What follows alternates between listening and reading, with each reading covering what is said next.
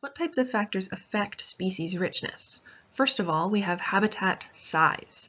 Generally, larger spaces can support larger numbers of species. Right? Not only is there more space for more individuals to live, but also there are more niches available. Right? So things like plants and even animals and fungi, these organisms actually create habitat in a particular area. And so the more space you have, the more niches you have, therefore more species can be supported in that particular area. Okay. We can talk about habitats as a space within the land, right? So maybe one park versus the entire state, or we can talk about these habitats as islands, right? We could be talking about literal islands, right? So here is an island, a relatively large island that is close to the mainland over here. And here is a much smaller island way over here. Right? In theory, the larger island would be able to support a much higher number of species than the smaller island would over here.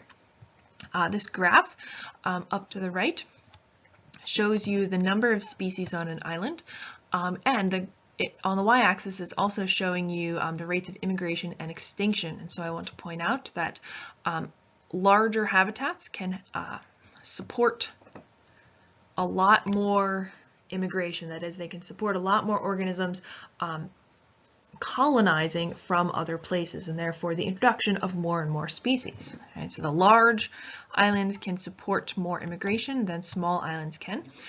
Also, because competition is so strong on small islands, right? Limited number of resources, limited amount of space, the extinction rates are higher. Right? There are more losers because there are less opportunities to succeed.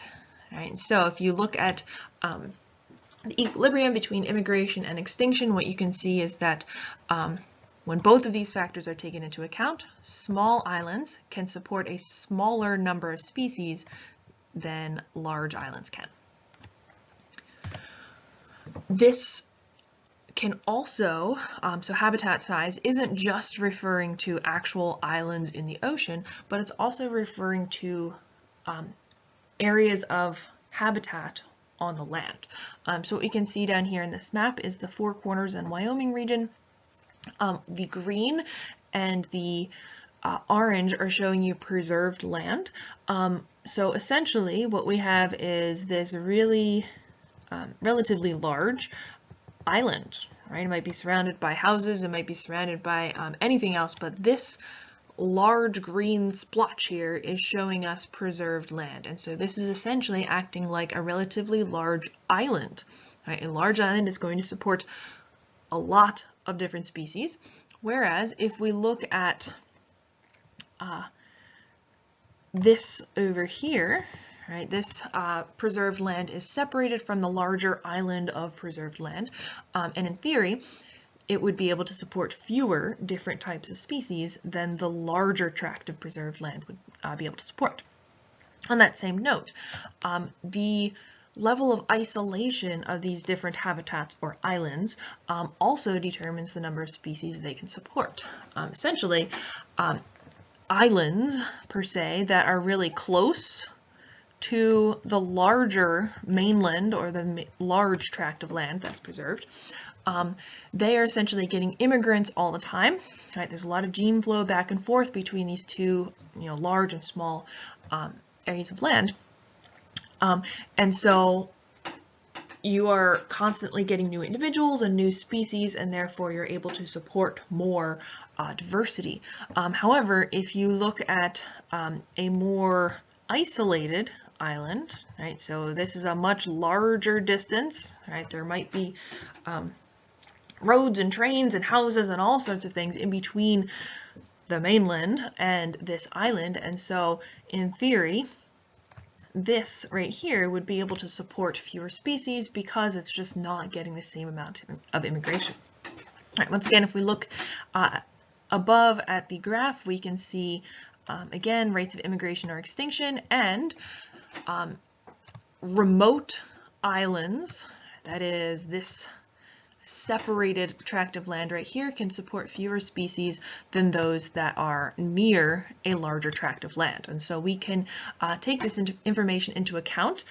In general, land conservationists strive to preserve land that is continuous with one another, right? So this both allows organisms to migrate, right, in one single tract. You don't really have to cross roads, and for the most part they are protected for the entire way, but also it is providing a larger land area to support more biodiversity. Okay. Both habitat size and habitat isolation are both factors that Robert MacArthur and E.O. Wilson studied extensively to develop the theory of island biogeography. So again, this theory is explaining the relationships that are shown to you up in the right corner. Bigger habitats support more organisms and more different species of organisms, and less isolated habitats support more species as well. Okay, so there are more than just these two factors that affect the species richness of an area. We've talked about habitat size, we've talked about habitat isolation, but predator behavior is also another really important factor here. First of all, predators, as we've seen with the wolf, predators eat and even outcompete other types of dominant organisms. And so, for example, with the wolf, the wolves reduce the coyote population, and therefore small mammals were able to kind of bounce back in the community. Also, as we've seen a couple times at this point, more predators reduce primary consumers and therefore the foundation species. So the plants at the base, the bottom up of the food web, are able to survive more abundantly. Okay. Climate stress, right? There are always trade-offs for different types of responses to climate, and so in theory, living in very northern latitudes that are very cold, it would be a lot more stressful than living, for example, at the equator, and so there are a lot of different trade-offs for those different characteristics. Next is habitat heterogeneity. So this means that the habitat is not 100% the same. You don't have what is called a monoculture, like your lawn. Everyone tries to get a monoculture. We just want this one species of grass, not dandelions, not vetch, not anything else, just one single type of species. But in fact, the more diverse the habitat is, as you might imagine, the more different types of niches there are, and therefore the more species diversity and richness there will be. And finally, disturbance, and we're going to spend a lot of time talking about this for the rest of the PowerPoint, but the amount and type of disturbance to the community is going to give rise to a lot more different types of species. And so all of these factors and many more are going to determine how many organisms are present and successful in a community. And so we've talked about this briefly at the beginning of the semester, but in the tropics, so around the equator, we see the highest levels of species richness. And so here is a map that is color-coded according to species richness. And as we can see here in South America, again in the tropics, around the equator, all the way across, we see the most species richness. And so what's going on here is that there's relatively low abiotic stress, right? So there's no winter, so 365-day a year growing season. There's tons of light, there's tons of moisture, so this really does promote a lot of life to grow. Also, there's a lot of dispersal of seeds and other organisms, or other offspring. Lots and lots of animals disperse seeds in many diverse ways. And finally, generally ecosystems in the tropics have intermediate levels of disturbance, that is, not too much and not too little. And so what's going on here is that because there is so much rain, Most plants in the tropics don't really develop what are called taproots, which really deeply plant them to the ground. Instead, they spread their roots out, and so when there's a lot of wind, and especially with moist soil, the trees are going to fall over, leaving behind a gap in the canopy. And so what we see up top here actually is a tree cut off, but it works the same when the tree just falls over. Elsewhere in the forest is super dark, but you end up with a hole in the canopy, therefore allowing a lot of light, allowing a lot more different types of usually pretty grassy and shrubby vegetation to grow in these gaps. And that's going to become important in all of the ecosystems, right? But this is very prominent and very frequent within the tropics. So which species ultimately end up in the community? All right, we've talked about how species interact. We've talked about how many species there are and the relative abundance of species, but who actually ends up in these different types of communities. So your book talks about Clements and the Clements-Gleason dichotomy. Essentially, these are two different scientists with relatively opposing hypotheses about who ends up in a community. So Clements argued that communities develop in the same way depending on abiotic factors, right? So as long as conditions A, B, and C are met, we're going to see these species grow, and then these species, and then these species, until ultimately you end up with a stable final climax community. But Gleason argued that community composition is completely random, right? It depends on history, it depends on, a bird just happened to fly over this tract of land and defecate with a particular seed at a particular time, and that seed just happened to grow on a substrate that wasn't shaded over, and lots and lots of different random events have to fall into place, and so every community should be relatively different.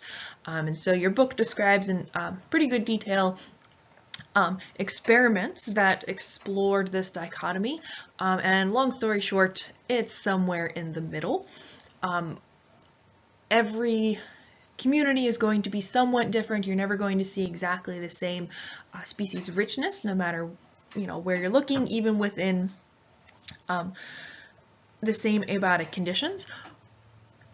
But we also know that there is a predictable pattern of when species are able to grow and thrive. The community changes over time. Following a disturbance, we see relatively the same species showing up at the same times. And so the Clements-Gleason dichotomy, well, it's somewhere in the middle. It's a little bit of both. And so this process of changing over time is called ecological succession, and we're going to talk about that more now.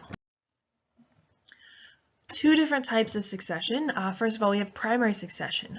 This is when some kind of very severe disturbance is going to pretty much wipe out all of the soil in a particular area or expose bare rock for the first time. So for example, lava flows, we can see over here on the bottom right that in January of 2020, Mexico's most active volcano erupts. This is not very far from Mexico City, and so what we see is lava and of course ash covering up anything that is living on that earth near it. And so this lava isn't soil, right? We don't have available nitrogen, we don't have available bacteria, or none of these things. And so life finds a way, right? Life is going to need to colonize this lava for the first time. Also, anytime a part of the ocean bottom is exposed again, glaciers melting, right? So down here again, this is from February 2020. Over the course of about a week, this piece of Antarctica used to be completely covered by ice, and it has been for centuries, for millennia, but now Again, in a week, now we have new soil exposed for the first time in millennia. And so this is not colonized by life. It is not true soil yet. It is still bare rock. And so there's a process, right? Predictable stages of organisms that are going to come in, colonize this new ground, and ultimately make it inhabitable by other organisms. Right, I threw in here paved parking lots because it kind of works the same way. There's no soil, of course, in paved parking lots, but as always, life finds a way. Right? If you see a restaurant close down, within just a couple years, you'll see the parking lot growing over unless that parking lot has been maintained. And so this requires soil formation, which is done by immigration of organisms from surrounding environments. And so now I'm going to show you a clip on primary succession after a volcano. Ecosystems are shaped by biotic and abiotic factors.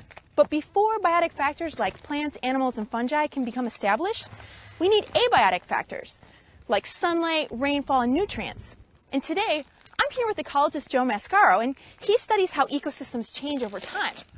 And Joe's going to help us understand how we can start with solid rock, and through biotic and abiotic factors, they can change this rock to support life. So let's track the stages of primary succession by visiting lava flows of different ages.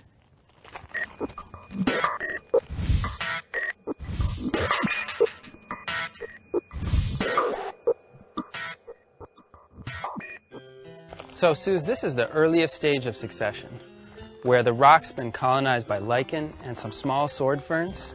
These guys will colonize lava right away, almost the day after it cools. And once they do, they'll begin the soil formation process. So they'll grow and they'll start to break apart the edges of these rocks, which are really friable and easy to break. And then the lichen will fix nitrogen from the atmosphere, and that will begin to build up soil on the surface of the rock. Now let's move to the next stage of succession, one that's a bit older.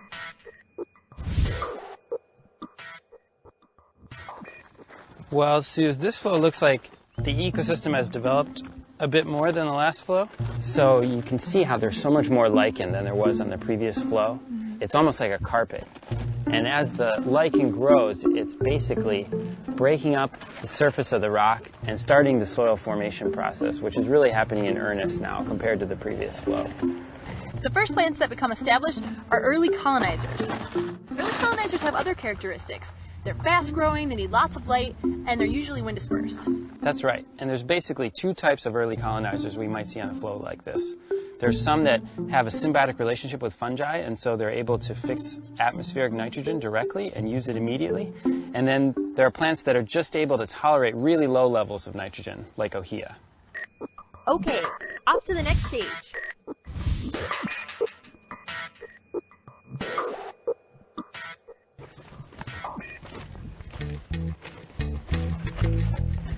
So here we have an even older flow. So we're actually going to see quite a bit more soil here than we saw in earlier flows. And we've really got a lot of moss. So we're really starting to see the ohias come together, and we're getting much closer to a closed forest. We're not quite there yet, but you can see how much taller they are and thicker. Off to the next flow.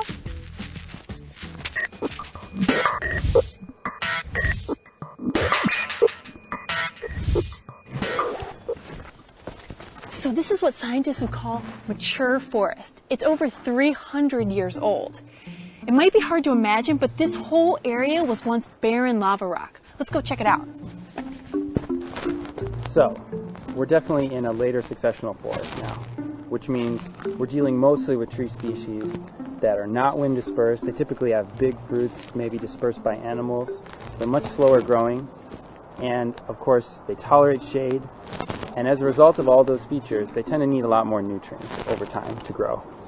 To summarize the video clip, primary succession involves colonizing bare rock for the first time, so there is no soil, and so this is a relatively rare event. It's not something you see all the time. It really is only after a very severe disturbance or the opening up land for the first time in a very long time. So primary succession isn't something that we in New Jersey see on a regular basis. However, we do see a different type of succession happening all the time. Ultimately, communities, as well as the populations and individuals within them, are very dynamic. They are constantly changing in response to different conditions, both abiotic, so environmental, as well as biotic conditions. We are constantly responding to disturbances, both as individuals, of course, as we're experiencing now, as well as the entire community is responding to disturbances. And so the next type of succession we're going to talk about is the reaction of an ecological community to a short disruption of the community. And so this involves forest fires, floods, disease epidemics, things like clear cutting and mowing and grazing. All of these are disturbances to the existing communities. And so what will happen with the community is ultimately determined by what type of disturbance we're talking about, right? So was it a fire? Was it a clear cut? Are you just mowing the same community over and over again? The frequency of the disturbance, and of course, the severity.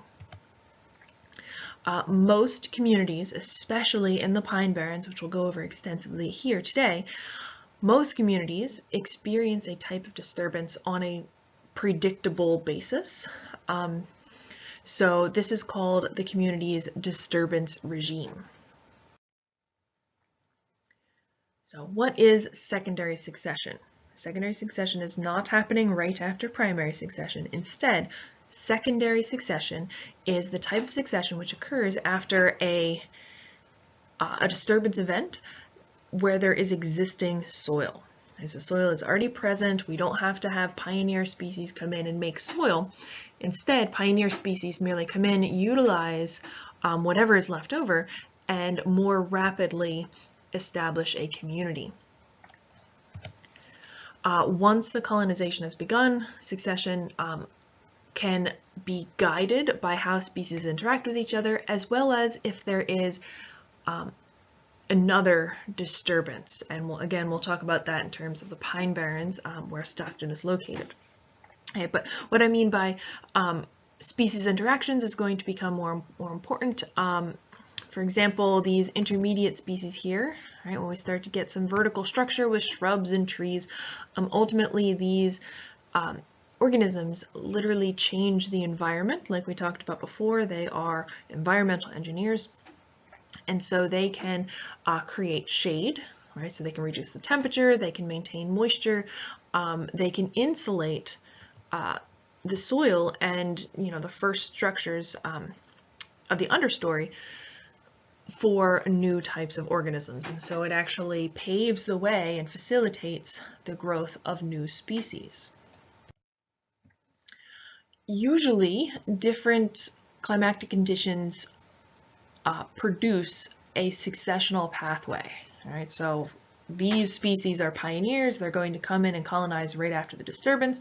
Then that paves the way for another type of species, which paves the way for another type of species, all the way up to the climax species. And so generally pioneer species versus climax community species, they share particular traits, although they are, of course, unique and varied species. First of all, pioneer species are generally easy to disperse. That is, a lot of them are dispersed, or a lot of these species seeds are dispersed by the wind, right? So they're very small and easily carried to this new environment, as opposed to climax species, which might, drop acorns or something, and so those are a little bit harder to disperse very far. Pioneer species are very fast growing, so usually they are herbaceous, but not always. Herbaceous means they are more like a grass, so very flexible, as opposed to woody like a tree. And so the woody plants generally take a little bit more time to establish the very strong cell walls and lignin, and so they are going to take a little bit more time to establish themselves.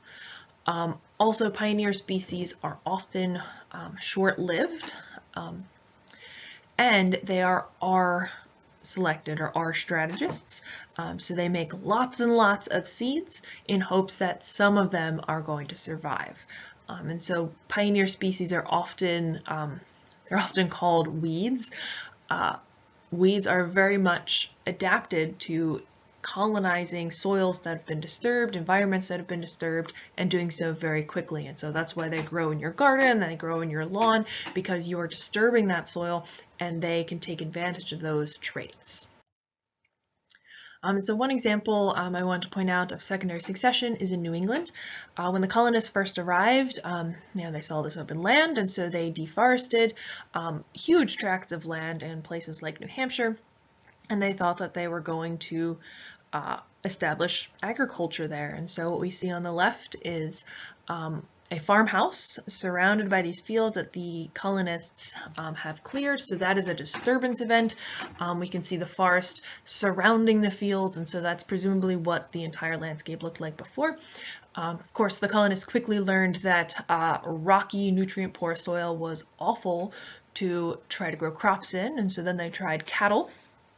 That also didn't stick very well, and so ultimately the agriculture in New England and places in New England tapered off, and they let the forests grow back. And so in the next slide, we're going to walk through the different successional stages, but I want to point out that the picture on the right is a mature forest, probably 100 years old, just because that's when agriculture really starts to die off. And so what exactly would succession look like in a place like New England? Well, because of the soil conditions, because of the short growing season, and just the seed bed that's already there, what plants are already in this environment, disturbed environments, right? So in this case, agriculture, when left alone, they are going to be very quickly populated by things like grasses and wildflowers. So things like goldenrod are going to pop up really quickly. If you're trying to grow crops, you would call these weeds and you'd want to get rid of them, but these really are literally paving the way for future species. Okay, so again, most of them are herbaceous, fast growing, and are strategists. Over time, these additional plants are going to start attracting animals to the area. Right? So birds are going to fly from this tree over here, and they're going to say, there's a bunch of seeds here, I'm going to eat these seeds. Right? And while they're eating over here, they are going to defecate, and whatever they ate last, so the seeds from this tree are then going to be deposited out here, and so you end up with more and more trees from the surrounding forest ending up in this abandoned field. And so over decades, what you end up with are shrubs, right, which of course then grow into trees. And so these species that first grow, they really like light, right? So they don't really do well in the shade.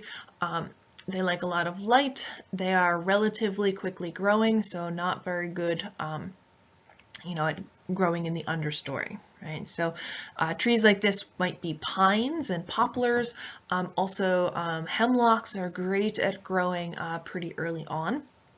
And while these trees are growing taller, they are of course changing the microclimate on the ground, and so this promotes the growth of different types of species that might be a little bit more slow to become established, but they like the shade and they need kind of this nice cushy damp environment in the understory in order to get established. And so these trees would be things like beech and maple trees, right? So when you think of New England, you think of the leaf peepers, right? You think of these beautiful tracts of land with red, yellow, and orange leaves in the fall. Those trees are climax species, so they had to become established once there was already a forest there to grow underneath. All right, so finally we get over here. This is a climax community. We can see nice pretty maple trees here. They grow in the shade of these other species like pines. Also, this right here is a picture in New England. What we can see in the canopy are things like pine and hemlock. So the same kinds of things that you would see if you live in North Jersey. Pines and hemlocks are the conifers that are dominant up there. And we can see that underneath are growing American beech trees, white birch trees, sugar maple trees. So all of these things grow for the climax community, and they need the extra protection of the conifers in order to become well established. So this isn't a climax forest yet, but it's well on its way to becoming a climax forest. So what exactly does succession look like in South Jersey? Well, for the rest of this talk today, I'm going to walk you through the different species that you might see, and then I will actually show you what these look like in the environment, both on campus and off campus, and just around the community that you might have seen. Okay, so in South Jersey, we have so many different types of disturbances, and I will show you lots of them. We have clear cutting for, building new malls, building new housing developments. We have clearing for agriculture or the maintenance of agricultural fields. We do still cut for timber, and also fire is a huge part of the disturbance regime of South Jersey. And so I want to introduce you to a couple pioneer species, and then we're going to follow them through the successional stages. And so first are the grasses. I'm not going to teach you about specific grasses, but keep in mind that the communities in South Jersey are maintained by fire. They are all adapted to fire, and the first successional stage is a grassland, and grasslands that are maintained by fire are called savannas. And so savannas are a normal part of the South Jersey ecosystem. Next, there are two trees that are wildly important for the development of forests in South Jersey, and the first is the eastern red cedar. We have all seen these. They are everywhere, on campus, off campus. They are in the marshes, on the way coming down to campus or up to campus, depending on where you live. These kind of dark brownish green shrubby trees are eastern red cedars.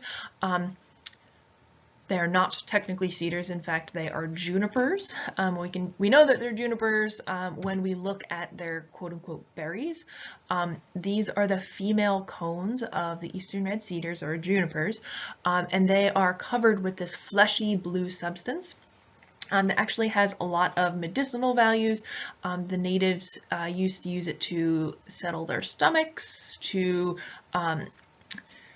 do various things during pregnancy, and people today still use these. They harvest them off the red cedars, and they can store pretty well just in a jar on the shelf, and they use it for all different purposes. All right, so those are the female berries. For our purposes, they are super important in so many different ways. First of all, they are really the first woody species that pops up after a disturbance. And their seeds are spread around very quickly because the female cones, right, the little berries here, are very palatable to birds, and so birds will spread them around via their fertilizer to colonize new fields. Okay, also, they grow really quickly. So 1 to 2 feet every year they're able to grow. And so within just a couple years after a disturbance, you see a shrubland of these eastern red cedars. Also, you can buy them for your garden or as a windbreak. You see them in a lot of fields that used to be farms and then got turned into housing farms or housing developments. You see a lot of them present there as well. So the second type of tree that I want to introduce to you as a pioneer species is the tree of the New Jersey Pine Barrens, which of course is where Stockton is located. This is the pitch pine or Pinus rigida. It has a pretty big range from Canada all the way down to about Georgia and across to Ohio, but it is most dominant here in our pine barrens.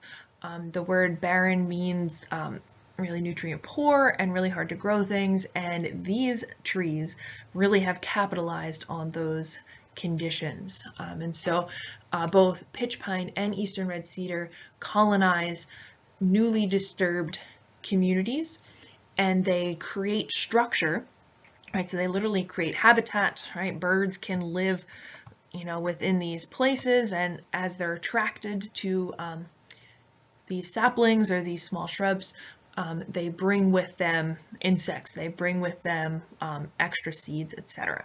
So take a walk with me through a couple different environments and note how we can see different stages of succession in different places around Stockton.